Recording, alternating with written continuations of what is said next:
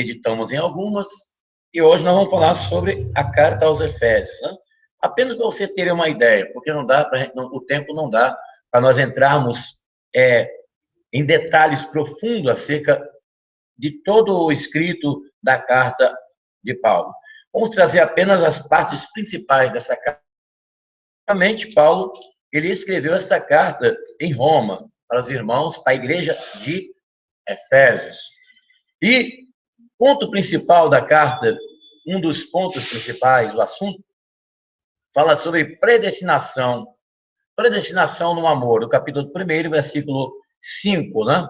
Diz assim: no seu amor nos predestinou para sermos adotados como filhos seus por Jesus Cristo, segundo o beneplácito de sua livre vontade, para fazer o resplandecer de sua maravilhosa graça, que nos foi concedida por ele, no bem-amado.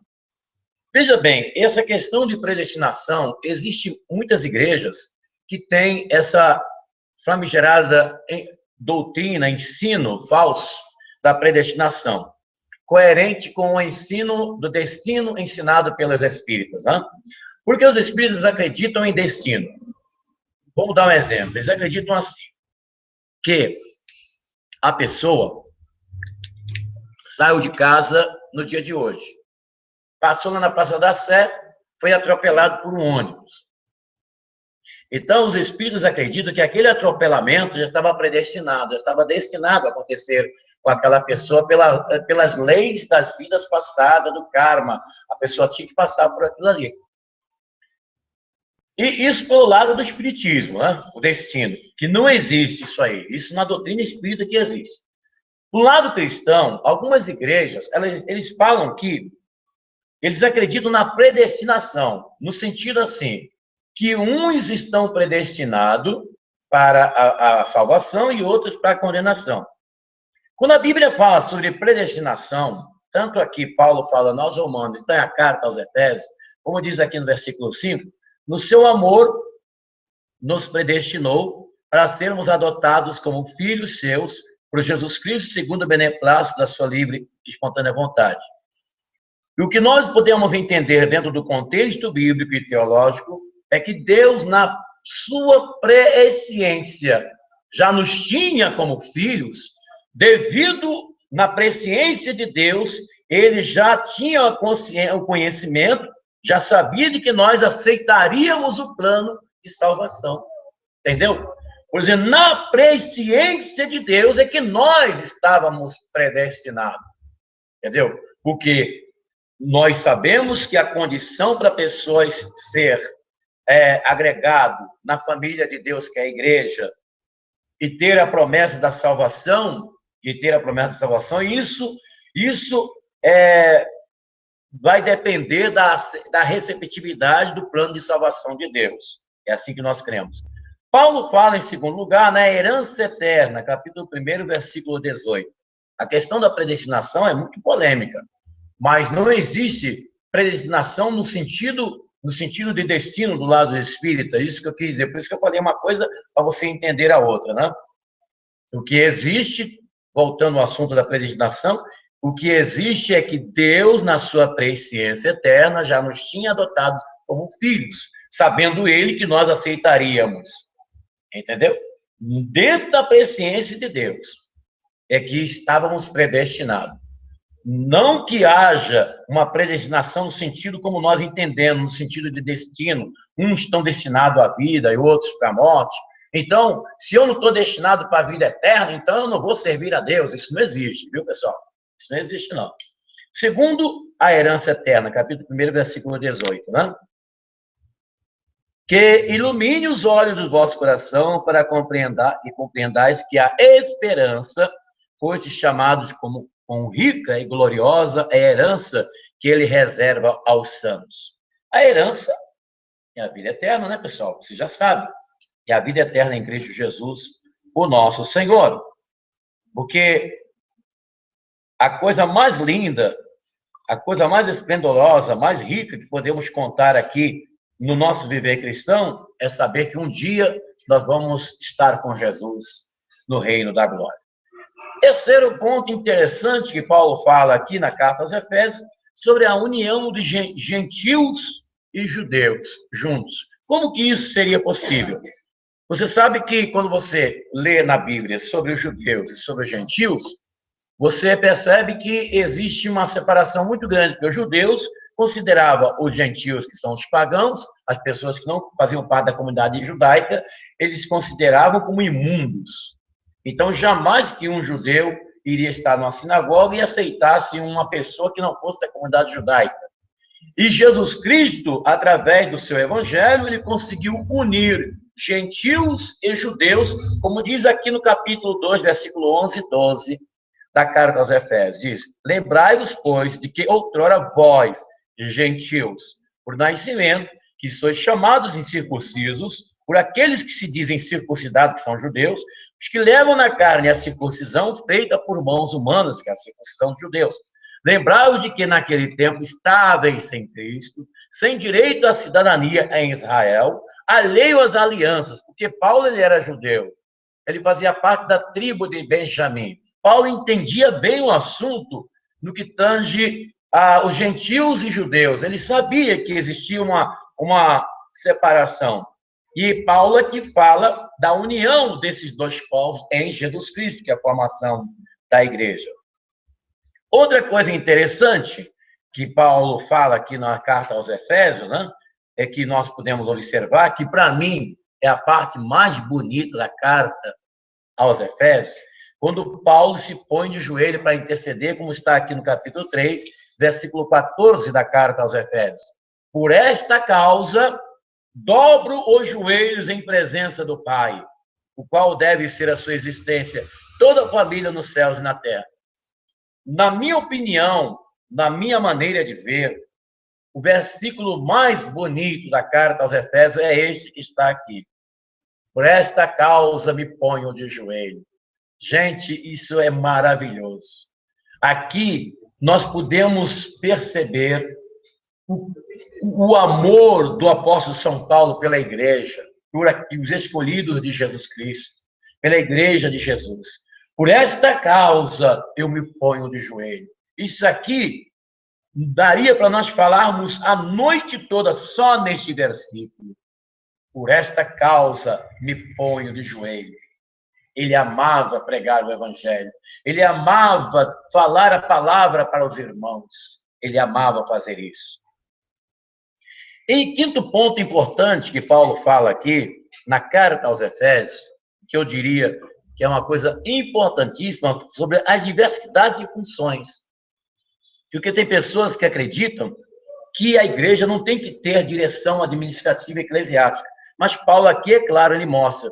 Ele diz aqui no capítulo 4, aos Efésios, versículo 11. A um ele constituiu apóstolos, outros profetas, outros evangelistas, pastores, doutores. Para quê? O aperfeiçoamento dos cristãos, vírgula, para o desempenho da tarefa que visa a construção do corpo de Cristo.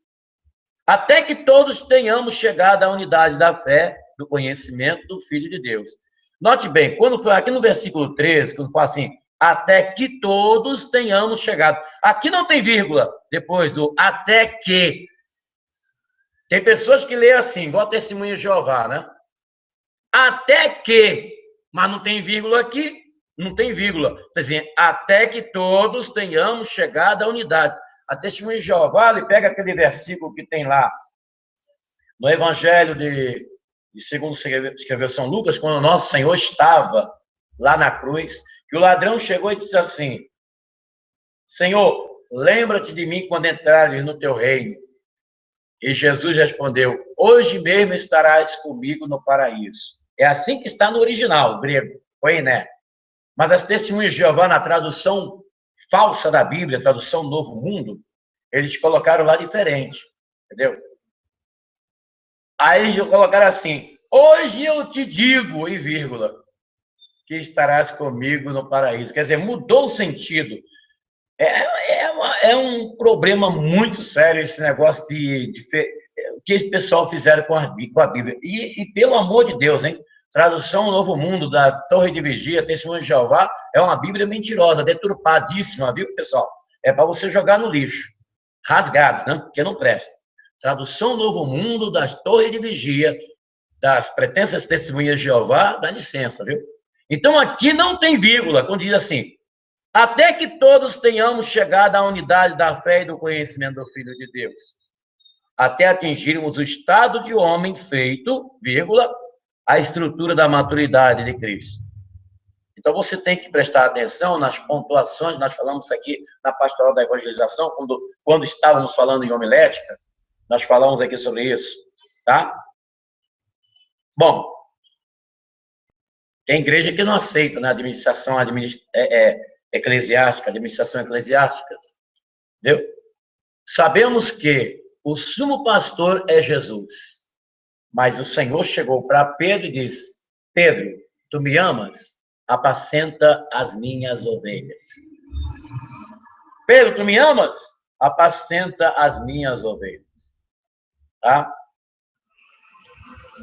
Outra coisa importante que Paulo fala aqui na carta aos Efésios sobre os deveres da família, dever do esposo, da esposa e dos filhos. Né?